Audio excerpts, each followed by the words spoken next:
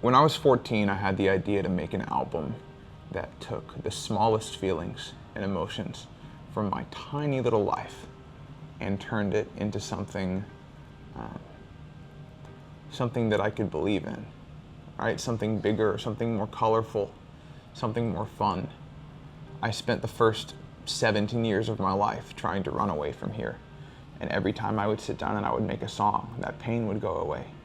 So that became this cycle. I would feel, I would fall, and then I would sit down at a piano and I would write lyrics that made sense to me.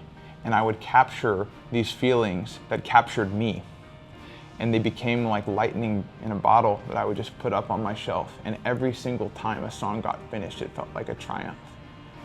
And that's all that it was. It was just a journal to me, right? There was no hope for it to reach people. It was just on its own. Before anybody heard it, there was purpose, there was a reason, and just the fact that it existed and something didn't exist before it gave me hope to wake up the next day. But thanks to you, you changed everything with these songs. A Hometown Odyssey, again, was literally a high school journal. And I've gotten to play it for 100,000 people across the world. And every single time I showed up on that stage, the biggest thing that I took away was that there are so many things that miraculously connect people in an audience. When I look out at my crowds, it's not this narrow demographic. I think we were all surprised to see, like, when I showed up, it was like everybody from 5 to 95 showed up to these concerts. I was putting on for people that probably didn't even understand some of the words that I was saying in my songs, all the way to people that have lived 4 times more life than me and probably have no business being inspired by any sort of life experience of a 22-year-old. So I don't know why I'm so lucky to be in this position.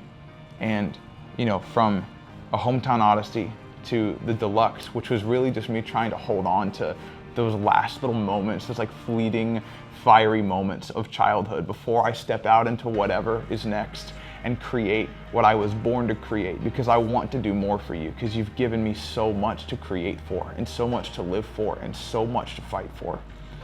But I just wanted to hold on to that feeling of, like, what was it like to discover color in a gray world for the first time, to find light in my darkest moments when I had nothing else to look for. What did music do for me?